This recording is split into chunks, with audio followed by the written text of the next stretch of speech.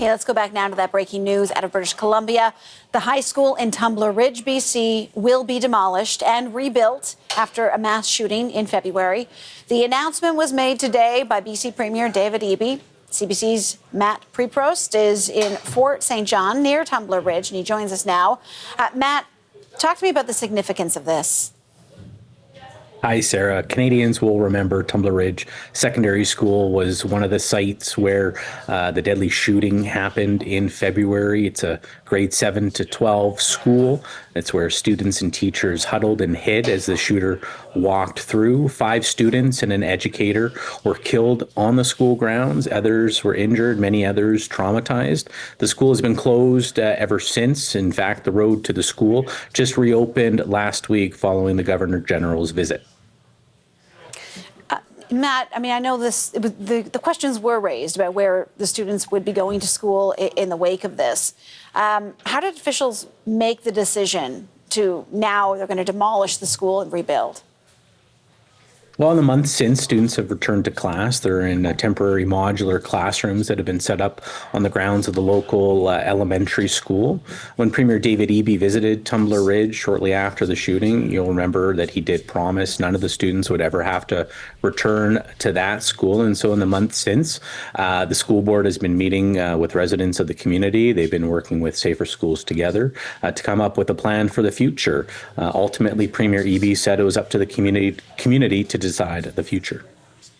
This is the path that is supported by the community of Tumbler Ridge to build a new school, to replace it on a different site. And the discussions about what will happen when the old school is removed on that site in terms of what's best for the community will be part of this planning process. As we heard from Premier David Eby, he says consultation will be continuing on what the future of the school site and what the new school will look like. He said Prime Minister Mark Carney and the federal government has agreed to support the project with funding to replace the school, to rehabilitate the old school site and whatever becomes of that location. But at the same time, Premier Eby says it'll still be some time before the replacement gets built. Until then, students will remain in temporary modular classrooms. Our expectation is that the school board will be working with the local community and experts to come up with an initial design plan for the new school that will be brought back to the community, we hope, before the end of the year. And as a province, we're committed to getting this new school built as quickly as possible within our authorities as a provincial government.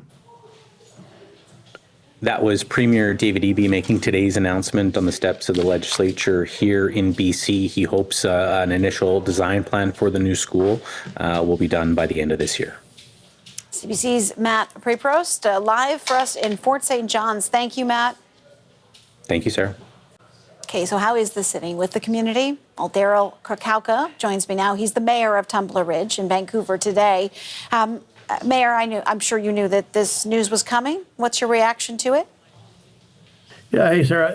No, I didn't know it was coming. I mean, I did hear just briefly before the announcement was going to come out. Again, they've done a lot of consultation with Safer Schools Together, with our teachers, with our youth, with families, with the community as a whole.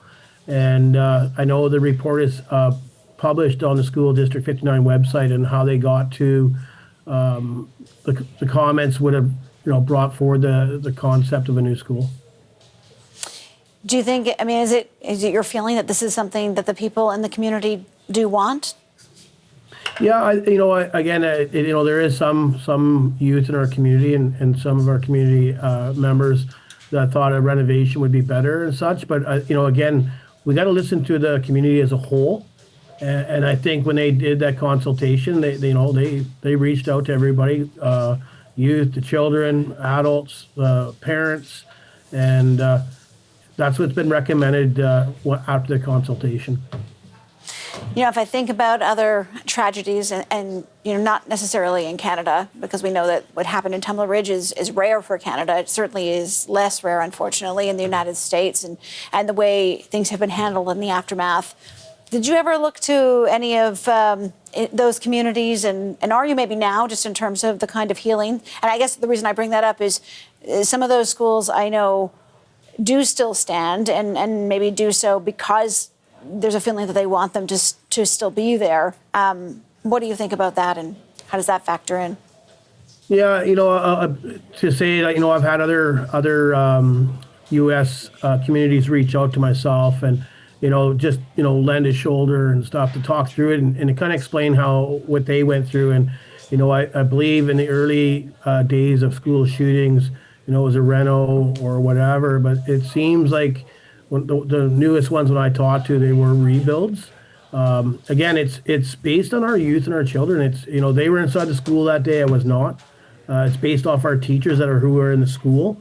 So, that's really important information to hear from. It's, the parents that have lost loved ones also communicated with Save for Schools together. So, it's what that broader community wants. And, our children and youth are so important and so strong. But, a majority of them have a concern going back into that. The province said it during the vigil that, they would be there for whatever the community wanted. And, to me, that's our youth and our children. Yes, our adults should have some comments to make and ideas, but, those are their children and youth are the ones that are going to be going into that school. Right. So obviously it's going to take some time. I mean, this is, you can't demolish a building and build up a new high school very quickly. I'm guessing, I don't know what you think the timeline is, probably a couple of years. I'm just totally guessing there. I have no idea what you've been told. But I'm also wondering then you'll end up with a site, and have there been any thoughts as to what might replace that high school? Yeah, I don't have a timeline. I think, as that decision has now been announced after Save for Schools together has done the consultation, has worked with the school District 59, and decisions have been made, an announcement today.